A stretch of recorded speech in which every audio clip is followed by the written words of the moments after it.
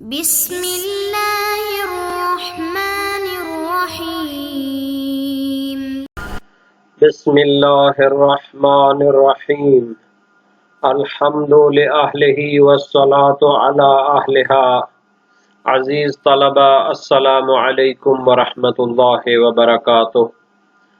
شرح العلوم اول درس نمبر 77 میں غسل جنابت کے افعال پر گفتگو ہو رہی ہے، اور اس میں کچھ واجبات غسل جنابت ہیں، جیسے دایاں حصہ کا دھونا، بایاں حصہ کا دھونا، اور تخلیل کا بھی ایک حکم اس میں موجود ہے، اور اگر وقت ہوا تو غسل کے لیے استبراء کا حکم بھی بیان کیا جائے گا۔ تو سب سے پہلے عبارت کو دیکھتے ہیں۔ فرمایا ثم غسل الجانب الایمن ثم الایسر کما وصفناہ۔ سب سے پہلے نیت تھی غسل جنابت کی، اور اس کے ساتھ سر اور گردن کو دھونا تھا۔ ثم پھر اس کے بعد انسان اپنے دایاں حصے کو دھوئے، بدن کے دایاں حصے کو۔ یہ ثم لگا ہوا ہے، یعنی سر اور گردن کو اچھی طرح دھونے کے بعد پھر بدن کے دایاں حصے کو دھونا چاہیے۔ ثم الایسر، اور اس کے بعد پھر بایاں حصے کو دھونا چاہیے، یعنی یہ ثم لگا کر انہوں نے بتا دیا کہ ترتیب واجب ہے، اس لیے یہ ثم استعمال ہو رہا ہے۔ پھر دایاں حصے کو دھوئے، پھر بایاں حصے کو دھوئے، کما وصفناہ، جیسا کہ ہم نے بیان کر دیا ہے کہ سر اور گردن کے اندر، یعنی خود عضو کے اندر ترتیب نہیں ہے، لیکن تمام اعضائے غسل کے درمیان آپس میں ترتیب ہے۔ تو کما وصفناہ، جیسا ہم نے بیان کر دیا ہے، کا معنی یہ ہے کہ انسان کیا کر سکتا ہے، دایاں حصہ جو کہ کندھوں سے لے کر پاؤں تک جاتا ہے، تو نیچے سے اوپر کی طرف دھونا شروع کرے یا اوپر سے نیچے کی طرف دھونا شروع کرے، اس میں اس کو اختیار ہے، خود عضو کو دھونے میں ترتیب نہیں ہے۔ وَالْعَوْرَةُ تَابِعَةٌ لِلْجَانِبَيْنِ، اب انسان نے سر اور گردن کو دھونے کے بعد اپنے بدن کا آدھا جو دایاں حصہ ہے، آدھا حصہ یعنی دایاں حصہ کامل، اس کو آدھا نہیں شمار کرنا، تو انسان نے اپنے بدن کا آدھا حصہ جو کہ دایاں حصہ ہے اس کو دھونا ہے۔ تو اس میں جناب علی کیا ہوگا، وہ جو شرمگاہ ہے آدھا حصہ اس کا دایاں حصے کے ساتھ دھویا جائے گا، اور آدھا حصہ اس کا بایاں حصے کے ساتھ دھویا جائے گا۔ وَالْعَوْرَةُ تَابِعَةٌ لِلْجَانِبَيْنِ، یعنی اس حساب سے انسان جو ہے نا جی، آدھا حصہ شرمگاہ کا وہ دایاں حصے کے ساتھ دھو ڈالے، اور پھر آدھا حصہ اس کا یا بایاں حصے کو دھوئے گا تو اس کے ساتھ بھی دھونا پڑے گا اس کو، چونکہ آدھا حصہ بدن کا وہ دھونا پڑ رہا ہے۔ تو یہ تو علی الحساب، علی القانون اور قاعدہ اسی طرح ہونا چاہیے۔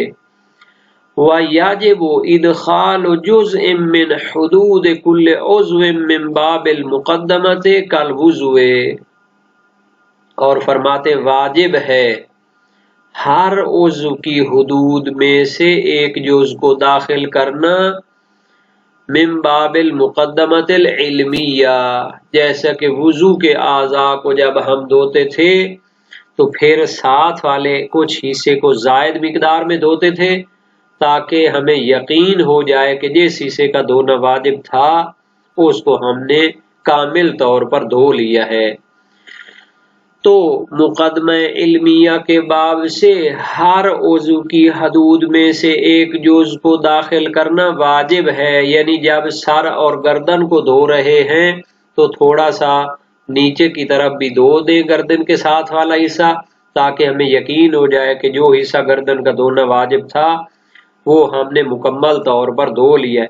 اسی طرح جب دایاں حصہ دھو رہے ہوں تو تھوڑا سا بایاں حصے کو بھی شامل کر لیں، تاکہ ہمیں یقین ہو جائے کہ دایاں حصہ جو دھونا واجب تھا وہ مکمل طور پر ہم نے دھو لیا ہے۔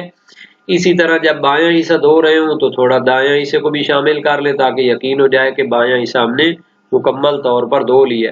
کل وضو، جیسا کہ وضو کے اعضاء کو دھوتے ہوئے یہی حکم تھا کہ جب منہ کو دھو رہے ہوتے تھے تو پھر ساتھ ساتھ والا حصہ جو انسان کے مثلا انگوٹھے اور درمیانی انگلی کے درمیان میں آتا ہے تو اس کے بہر سے بھی تھوڑا تھوڑا حصہ دھو ڈالیں تاکہ ہمیں یقین ہو جائے کہ جتنا منہ کا حصہ دھونا واجب تھا ہم نے اس کو مکمل طور پر دھو لیا ہے۔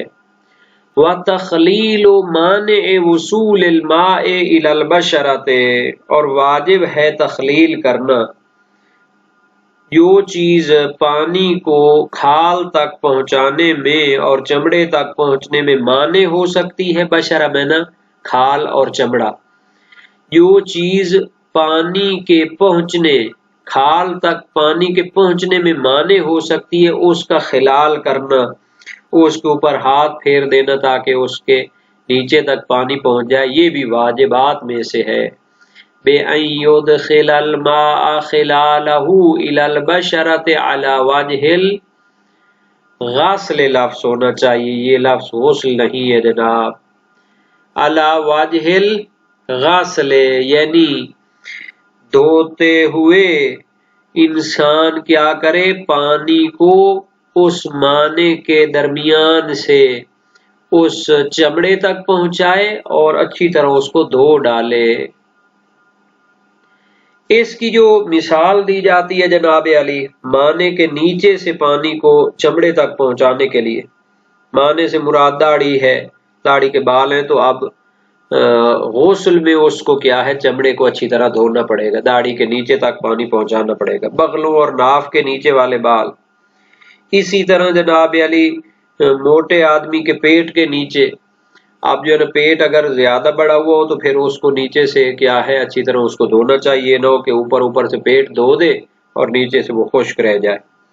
یہ سب معنی ہوتے ہیں کہ پانی کے چمڑے تک پہنچنے سے تو اس کو ہاتھ پھیر دینا چاہیے تاکہ پورا جو ہے نا جی بدن اس کا دھل جائے۔ تخلیل کرنا واجب ہے اس چیز کی جو معنی ہو پانی کے چمڑے تک پہنچنے سے۔ تخلیل سے مراد کیا ہے کہ غسل کرنے والا شخص کیا کرے، پانی کو پہنچائے نیچے سے، معنی کے نیچے سے چمڑے تک، اس طرح کے دھونا صادق آ جائے، یعنی مکمل طور پر اس نے دھو دیا ہے۔ تو یہ تھا جناب علی غسل کے اندر جب وہ دائیں اور بائیں حصے کو دھوتا ہے تو اس کے کیا احکام ہیں۔ یہ جو سما کا لفظ استعمال کیا تھا یہ تو پہلے بیان ہو چکا کہ دائیں اور بائیں حصے میں ترتیب واجب ہے، پہلے دائیں حصہ کو دھوئے اور پھر بائیں حصہ کو دھوئے۔ اچھا جی، یہ جو انہوں نے مسئلہ بیان کیا ہے کہ شرمگاہ جو ہے آدھی دائیں حصے کے ساتھ دھوئے اور آدھی بائیں حصے کے ساتھ دھوئے، اس کے بارے میں ہے کہ جناب علی مستمسک میں ایت اللہ حکیم صاحب، سید محسن الحکیم نجفی عالم تھے، وہ فرماتے ہیں یہی چیز علماء کے بیانات سے ظاہر ہوتی ہے اور روایات کا جو اطلاق ہے اس سے بھی یہی سمجھ میں آتا ہے، اور یہ بھی احتمال ہے کہ شرمگاہ ایک عضو مستقل ہو، ٹھیک ہے، تو جس طرح اس کو دایاں حصے کے ساتھ دھو دے کافی ہو سکتا ہے، اسی طرح بائیں کے ساتھ بھی کافی ہو سکتا ہے، تو احتیاط کا تقاضا یہ ہے کہ ہر جانب کے ساتھ اس کو آدھا آدھا دھو دیں۔ اور یہ جو تخلیل والا مسئلہ ہے یہ بھی جناب علی واجب ہے مقدمہ علمی کے طور پر، تاکہ آپ کو یقین ہو جائے کہ بدن کی جو کھال اور چمڑے کو دھونا واجب تھا وہ مکمل طور پر دھو دیا گیا ہے۔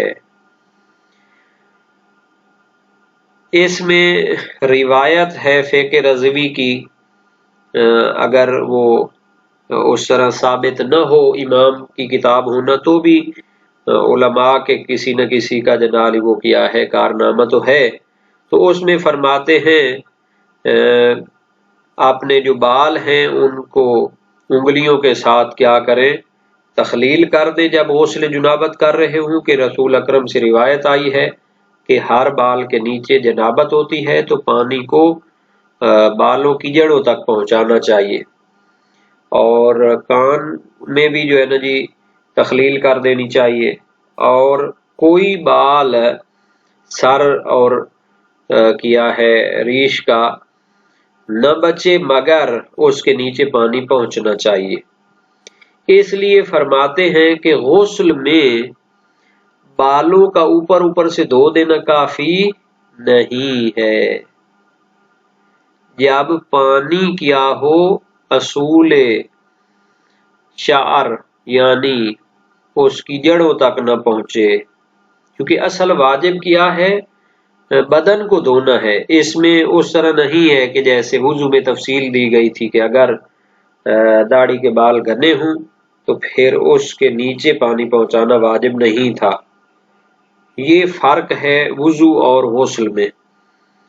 غسل میں بدن کو دھونا واجب ہے جناب، اگر پانی بدن تک نہ پہنچا، اوپر سے بالوں کو دھو دیا تو یہ کافی نہیں ہوگا۔ محقق ہلی صاحب شرائع الاسلام اپنی کتاب معتبر میں فرماتے ہیں، عورت کو اپنے بال کھولنے کی ضرورت نہیں ہے جب پانی کو ان کی جڑوں تک پہنچا لے۔ اس طرح پانی ڈالے کہ اس کے جو مثلا سر کے کھال ہے اس تک پانی پہنچ جائے، بالوں کو بے شک نہ کھولے، چونکہ بالوں کو دھونا واجب نہیں ہے، اس میں اصل میں کھال تک پانی پہنچانا ضروری ہے۔ اور فرمایا ھذا مذہب الاصحاب، یہ علماء کا نظریہ ہے، باخلاف وضو کے کہ اس میں جناب علی بالوں کے نیچے جو کھال ہے اس کو اچھی طرح دھونا واجب نہیں تھا، یہ بات پہلے گزر چکی ہے۔ لیکن جناب مقدس اردبیلی وہ اس میں تھوڑا بحث کرتے ہیں اور کہتے ہیں کہ ظاہری بالوں کو دھو دیں کافی ہو سکتا ہے، بے شک کھال تک پانی نہ پہنچائیں، چونکہ 3 مرتبہ پانی ڈالنا کافی ہے۔ صحیح زرارہ میں اس تعبیر کو انہوں نے لیا ہے، تو یہ انہوں نے نظریہ اختیار کیا ہے۔ اور محمد بن مسلم کی روایت بھی ہے امام باقر علیہ السلام سے کہ حیض والی عورت کیا کرے،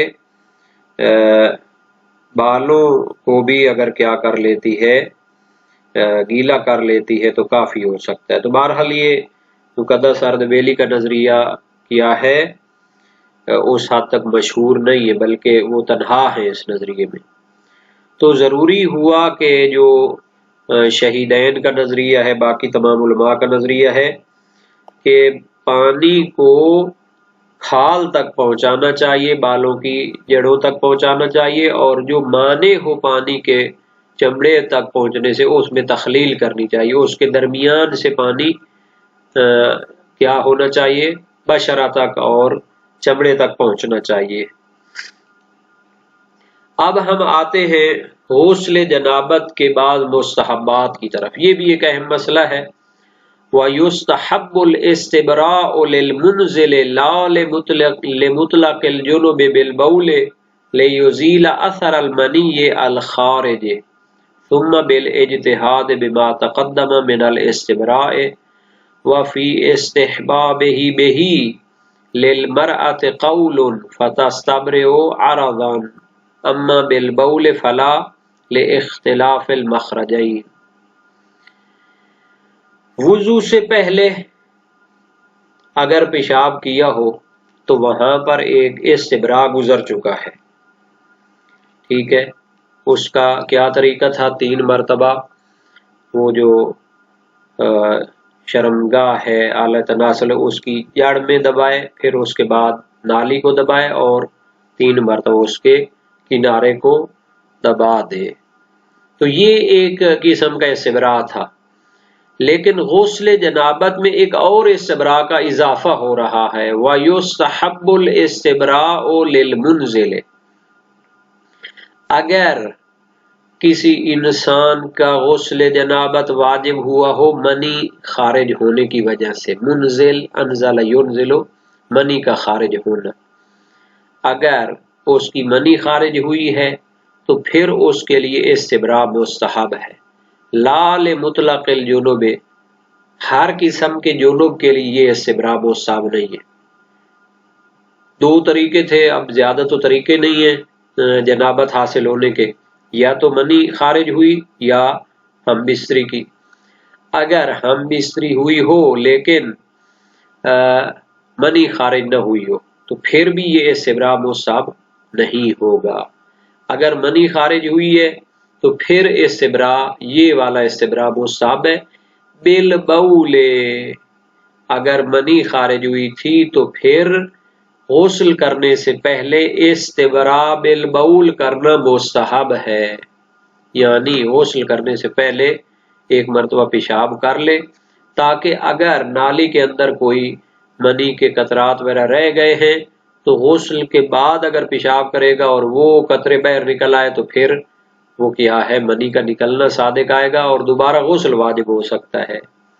اس سے بچنے کے لیے پہلے ہی وہ غسل سے پہلے استبراء بالبول کر لے، لیزیل اثر المنی الخارج، تاکہ جو منی اس کی خارج ہوئی تھی اس کے جو باقی قطرے وغیرہ اثر رہ گئے ہیں نالی کے اندر وہ بھی زائل ہو جائیں، ختم ہو جائیں۔ اچھا، اگر اس کی منی خارج ہوئی ہو تو پھر غسل جنابت سے پہلے استبراء بالبول کر لے تاکہ منی کے باقی ماندہ قطرات بھی ختم ہو جائیں۔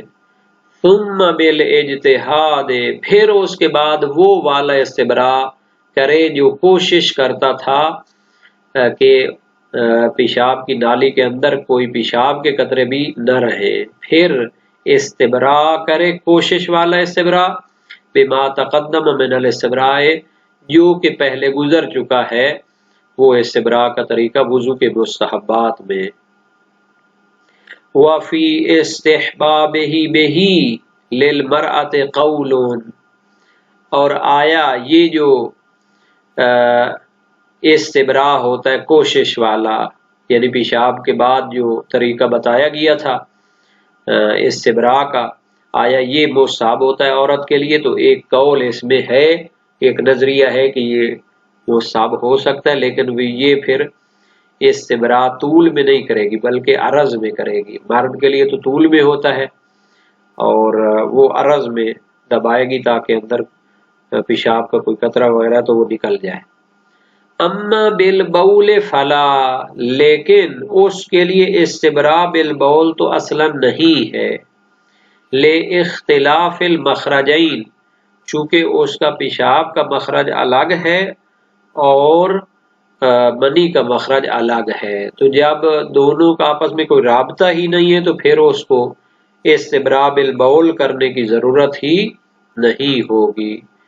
تو یہ جناب علی بات تھی جو استبراء کے متعلق ہے۔ اس کی بھی تھوڑی سی وضاحت ہو جائے جناب کہ یہ جو استبراء ہوتا ہے، اگر انسان کی منی خارج ہوئی ہو تو استبراء بالبول کر لینا چاہیے۔ آیا روایات میں ہے یا نہیں ہے؟ صحیح احمد بن محمد بن ابی ناصر بزنتی ان ابی عبداللہ علیہ السلام۔ اچھا جی، ان غسل الجنابت، غسل جنابت کے بارے میں امام صادق علیہ السلام سے منقول ہے، فرمایا تغسل یدک الیمنی من المرفقین الی اصابعک وتبول۔ غسل شروع کرنے سے پہلے جو مستحبات وغیرہ بیان کیے ہیں، ایک تو ہاتھوں کو کونیوں تک دھو لینا چاہیے اور پیشاب کر لینا چاہیے، ان قدرت علی البول، اگر کر سکے۔ ثم تدخل یدک فی الاناء، پھر اس کے بعد غسل کرنے کے لیے ہاتھ پانی میں ڈالیں اور اگلا سلسلہ۔